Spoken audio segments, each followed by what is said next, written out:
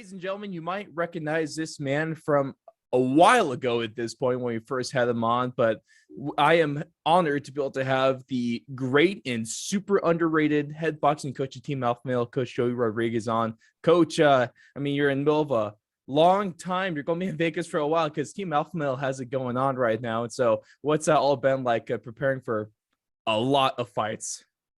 Honestly, it's normal. That's what we do over here. We have a big team, and we have a lot of great coaches on this team to help. That everyone plays their part, and it's just what we do, man. It's great that we're on some pretty big cards to finish off the year and finish strong with the team. So it's just it's good times.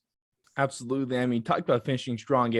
What's second to be one of the best pay-per-views of the year, at least on paper. UFC 269 has 3 Team Alpha Male fighters in high-profile fights, because not only you have Ryan Pavia, who's in a wild matchup with Sugar Sean O'Malley, of course, is one of the most popular fighters in that division, so that's a good test. Cody Garbrandt's making his debut in the flyweight division, and then Josh Emmett is finally freaking back inside that octagon. He's been out for a while, and he has a tough test in Dan Ige, but of course, for those that caught the first one, kind of the backstory, I mean, you and Josh go back a long way. So what's the preparation been like? Because I know Josh is one of the most exciting fighters inside that featherweight division. And so what's the preparation been like trying to get him back inside the cage?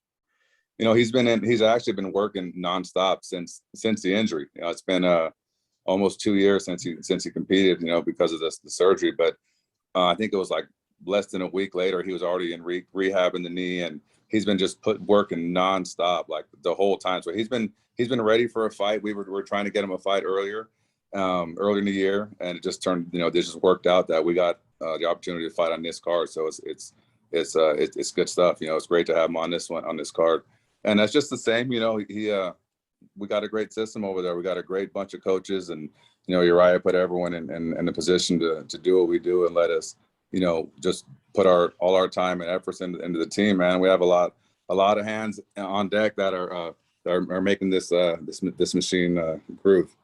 Absolutely. I mean, Team Alpha is a very well-oiled machine, and if you want to talk about machines, take a look at what Josh Emmett's been doing with the bags. I mean, how much does it hurt, even with the padding there? Because it sounds like lightning. Yeah, you feel it. You definitely feel it, man. You get used to it somewhat, but you still feel it. It's not fun. That's not the best time of the day, I'll admit. Is it worth taking it on the hands or those body shots?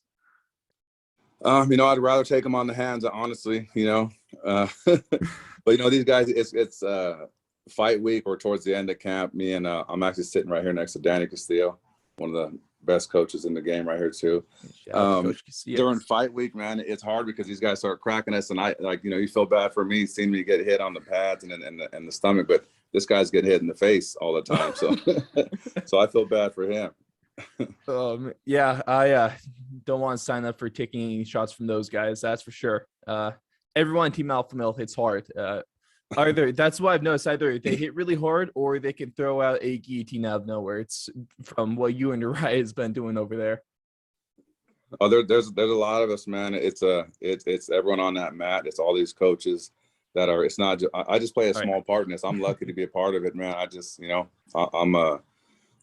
work really well together, and that's why the team is thriving, because we work so well together. There's Absolutely. no, as far as the coaching staff, we're all behind each other 100%. And it just, the energy in the room is amazing, and the fighters, that floor we have, it's a tough room, and that's the formula that's what works. That's why it's working. That's certainly what it looks like. I mean, if you take a look at Team Alpha Male's like Instagram account, it always seems like a party out on the mats. It's it looks like just a phenomenal atmosphere to be a part of, and that's probably why Team Alpha Male is one of the best gyms in the world at this point.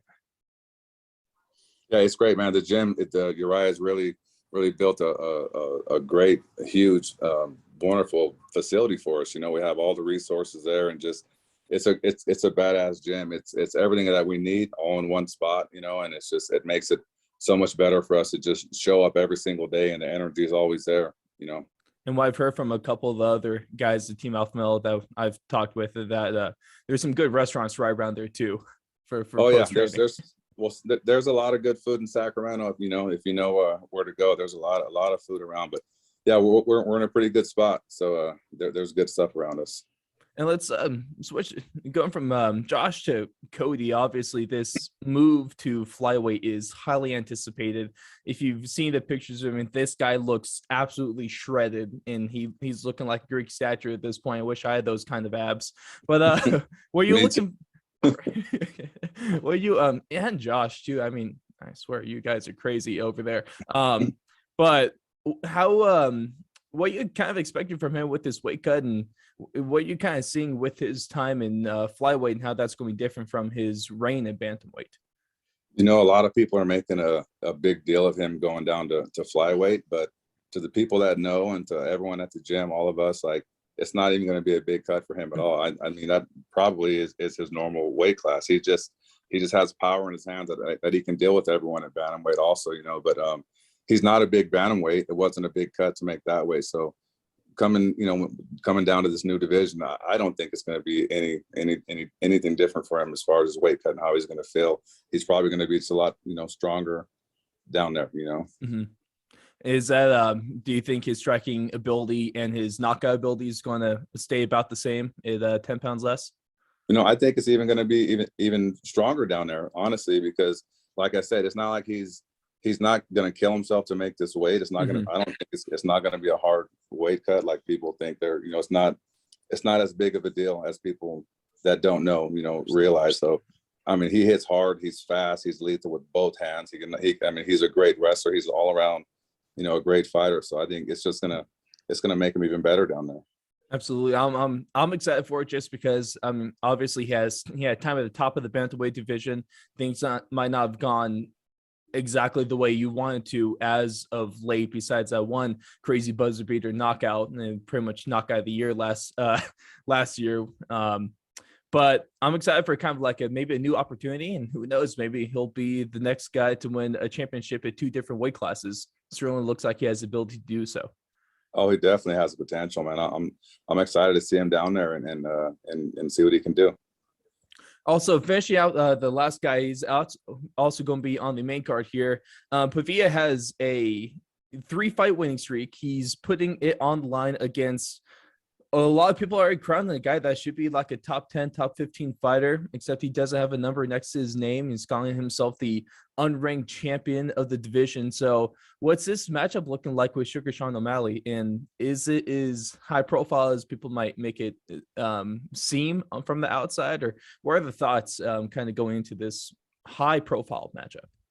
No, I think that's an awesome fight and his name, you pronounce it Halion. I know it's spelled like that, but trust me, I don't get it either, but it's Halion. But man, I think this is a great matchup. It's a great fight. It's like a sleeper fight, O'Malley, of course, has a lot of hype. He's I think he is, he's the real deal. Mm-hmm. And but Halion is you can't sleep on this guy, man. He showed his last fight against I forgot the guy. Phillips. Skylar Phillips, yeah. I mean, that was a badass fight just to watch, and he showed a lot of his skill. But he's going to show a lot more. He's really been preparing for this one. It's going to be a good fight. It's going to be a really good fight.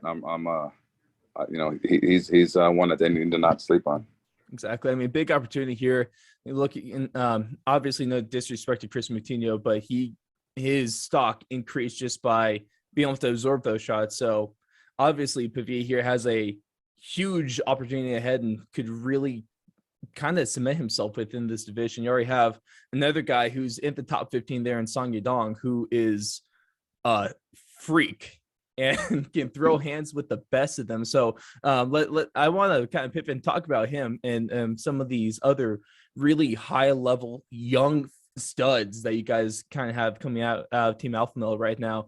Obviously, Yadong looked amazing with his hands. Got a huge knockout against Julio Arce at UFC Vegas 42 a few weeks ago. And so what are your thoughts with him, and what do you see his potential being like in this division? Because at this point, it looks like he can throw with the best of them. We saw all along that Song has a potential to be champion in that division. There's no doubt. Song is a phenomenal striker. When he came to the team, he already had a good boxing background, a great striking background, and now he just had to come and implement the wrestling. So he came to the right spot. His wrestling, his grappling, has he's been working a lot with Danny. Right here, Danny Castillo, 1-on-1, who's been in his corner for the last couple of fights with him, and really helping him out with the game plan of their fights. And he's just yeah, Song is something special, man. That guy definitely has potential to be champion. We've always saw that in him.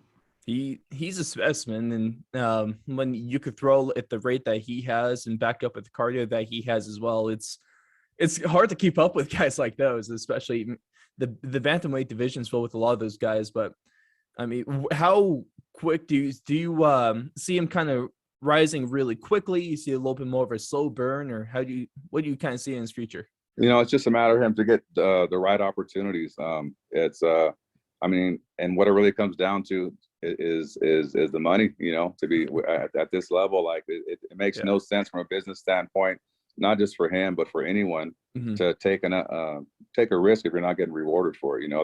There's not necessary. If we're going to get the same check for a lower caliber opponent, or that's not, I mean, an easier fight, say, as opposed to a top 5 guy, why do it? If they want to pay for that, sure, that's what it's all about. But let's get paid for this stuff. Absolutely. I mean, the grinding is when kind of starts when you get that number next to your name, and now you kind of get to more or less, at least going along with Kevin Lee's advice, is to pick and choose your opponents there. And obviously, Song deserves a payday in his next fight. And obviously, maybe not something crazy, but he's going to get a bump in competition, and I'm super excited to see what we can get from him. And then a couple other guys that I just can't wait to see them get back in the octagon is, of course, I mean, some young guys. You've had tough fighters in your gym right now. Tough 29 winner Ricky Turcios there, and you also had Vince Murdoch training over there. And what are you seeing those young guys? Because obviously they haven't had like a legitimate UFC fight yet.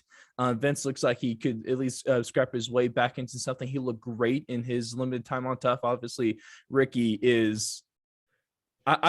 First off, I want to hear what's like just to be in the room with Ricky, because it looks like nonstop entertainment. I'd like to know what it's like to be in a room with Ricky. Also, to be honest with you, I haven't seen Ricky since the fight. I mean, he went back home. I spoke to him.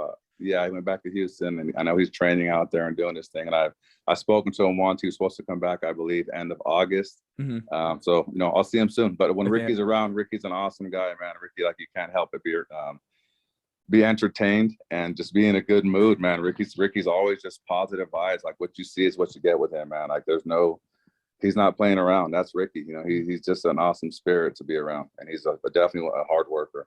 And then Murdoch, it's almost a miracle that he was back in the octagon. Of course, a lot of people, if you watch Tough 29, you know how crazy his story is, how that brain kind of injury he was dealing with. And what have you seen from him recently? What's the kind of that looking like with his return to the octagon? Are we going to be able to see him in the UFC? Yeah, I believe he has something coming up, actually, and Vinny's right there. Vinny's right there on the cusp, man. He's just come up short a couple times on some opportunities, but Vinny is right there, man. He's working his ass off. He's been in the gym grinding.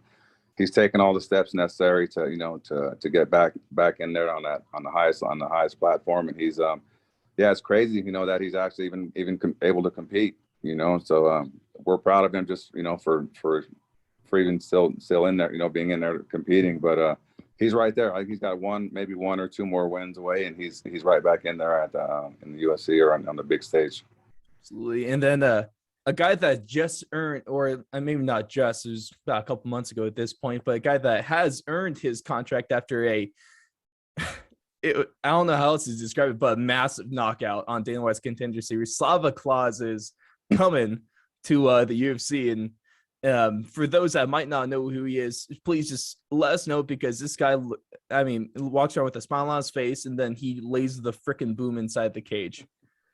Slava is the greatest, like the nicest, greatest, sweetest killer you'll ever meet in your life.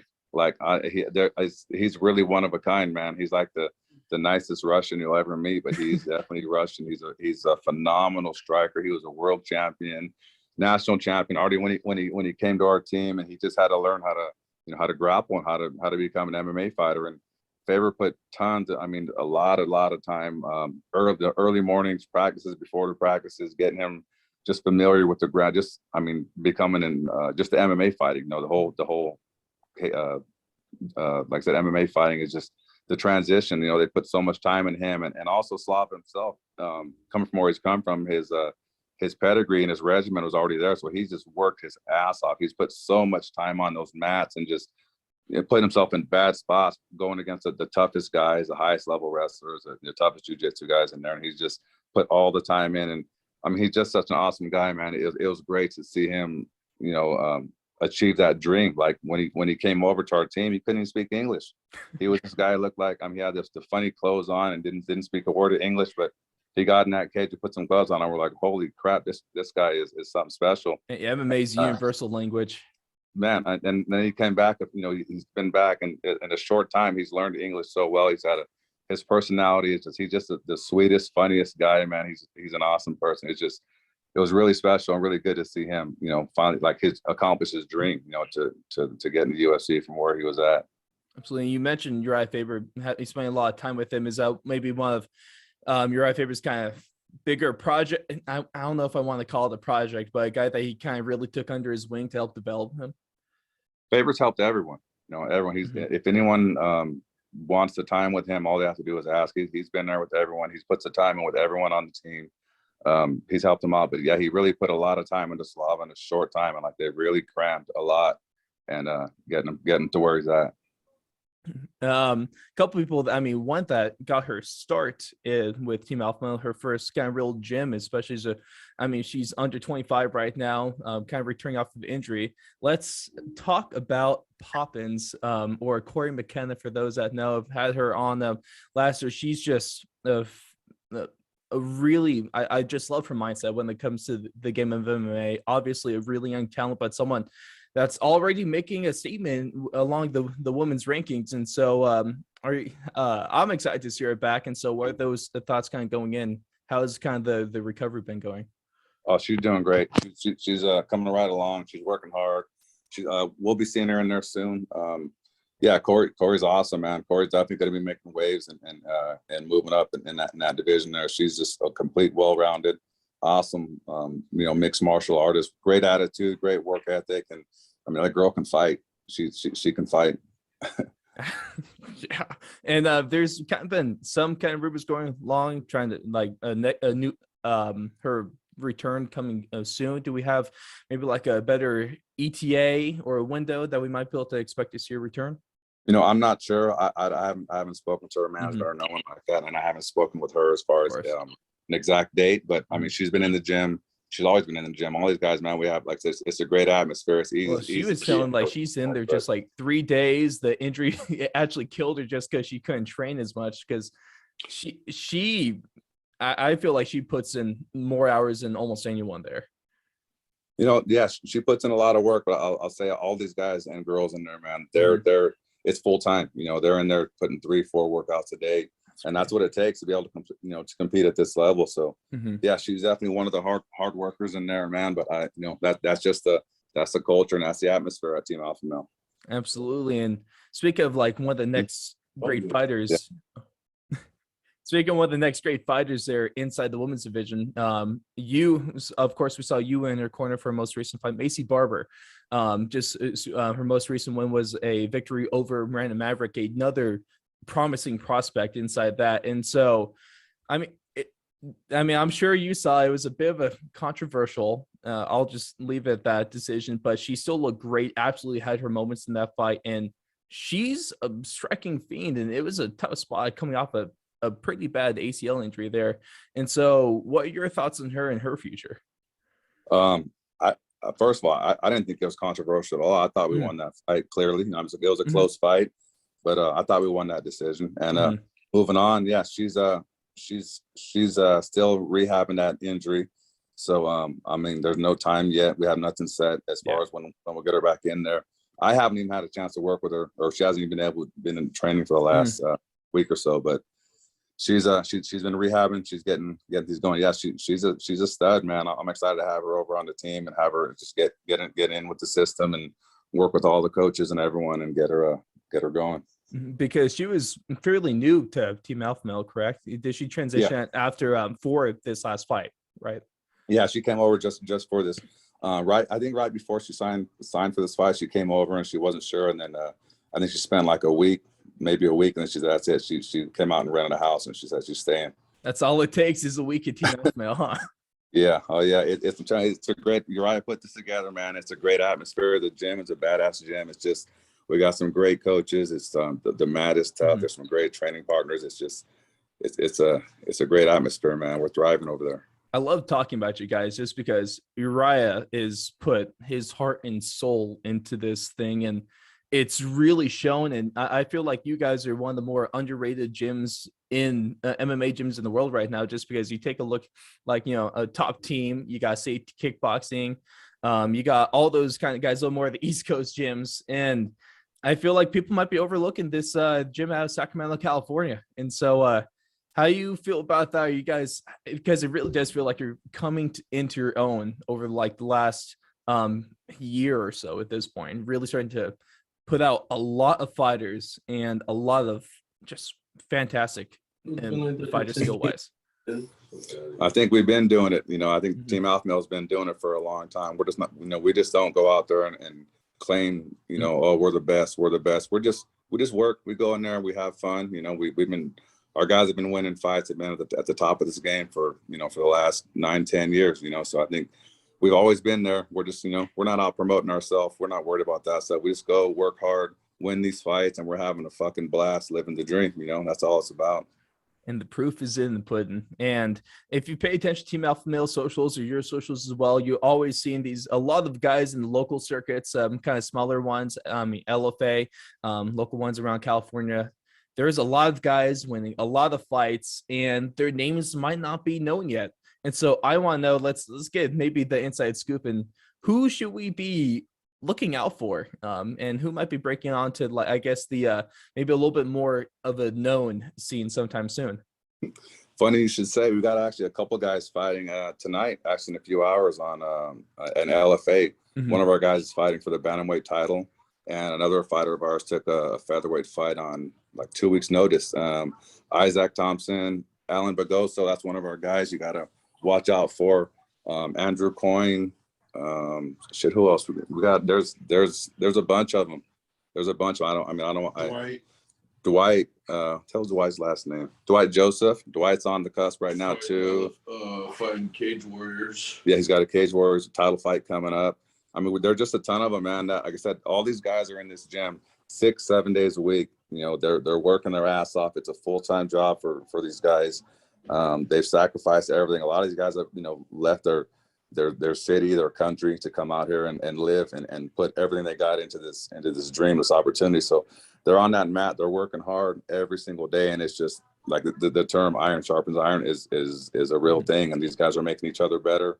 It makes our job easier when they have such great work ethic. We've got our strength coaches that have been doing a hell of a job for the longest time, helping us out. The Capital Strength Performance, Darren.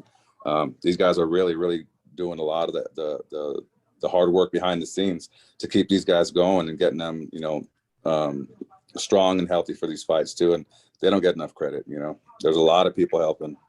Absolutely. I feel like if you really want to, you could ramble off pretty much every single name of anyone that consistently trains a Team Alpha Male, because there's just that many you guys have going on right now. And you talk to a lot of guys behind the scenes. There's a lot of people that go into making this work. Is there any people that might deserve more praise than they might be given right now? Any names we can shout out? There's like I said, we have Kime Athletics. Russ has done a hell of a job helping the guys out. Darren Cross, our strength conditioning coach, Darren has done a hell of a job putting in so much time, sacrificing. Amadeo, CSP has done so much like throughout the years. Those guys are the ones that are really helping out, that don't get any credit really, man. And those guys are sacrificing a lot too. And we have a lot, like I said, there's a big staff, of coaches out there, and every single one of these coaches sacrifice a lot of time and efforts, and they put in, they actually care, and that's what's helping us, be successful. Absolutely. There's a lot that goes into this. And I mean, with you guys, the proof is in the pudding. You put in a lot of effort to the gym. Everyone plays a huge role, and that's obvious in the fighters that you've just been producing over the years. And it seems like it might be kind of snowballing with just how much established talent you guys have and how much young talent you have, just continuing to pump them into the mix in bigger promotions like the UFC, of course, which is, the pinnacle of combat sports. You got plenty of names there. I mean, you have arguably you have a Hall of Famer, running the place, and I mean, shoot, maybe even some future Hall of Famers in there as well, right now at this point. So with that being said, Coach, I really appreciate your time. I know recording this on a Friday, and I mean, those are weigh-in days, and weigh-in days, I'm sure, absolutely hectic. Or at least maybe the morning, everyone makes weight, and then you call it good, go have some food, right? Yeah. With the COVID protocols now, it makes things a little difficult.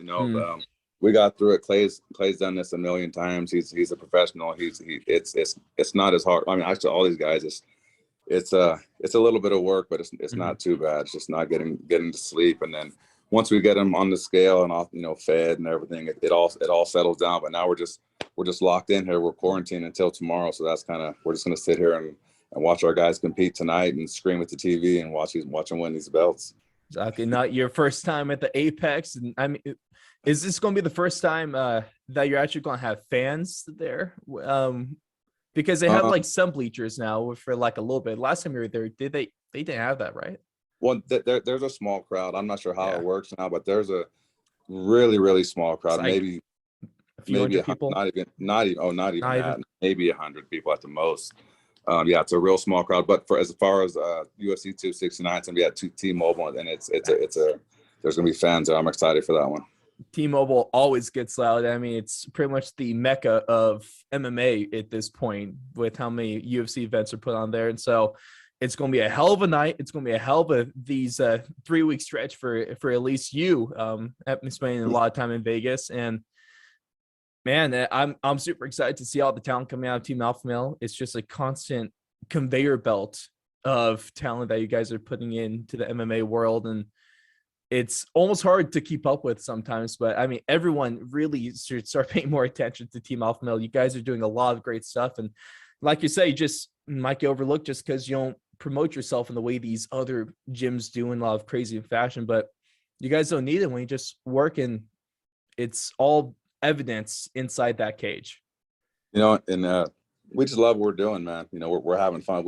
That's all that matters. At the end of the day, we get to wake up knowing that we're doing exactly what we want to do every single day. We're living the dream. Matter of fact, shout out to Fabio Prado. I forgot to mention his name. Felipe, our jiu-jitsu coaches as well. Those guys don't get enough credit. But the term "living the dream" comes from Fabio. So yeah, that's what I said. We're just we're blessed to do what we do every single day. It's not work. We're having fun every damn day, doing exactly what we want to do. No one's telling us where to go or what to do or what we can't do, and that's the best part of this. We're just having fun, and nothing else matters. We're winning fights. We're spending time doing some cool shit with each other, making memories, and that's it, man. That's all it's about. Absolutely, Coach, and certainly looks like that with the smiles on your guys' faces in every fight, every post-fight interview with the traditional post-fight interview selfie that you guys have to take. And it's all great stuff, and super excited to see. I mean, of course, the living legend, Hall of Famer Clay Guida.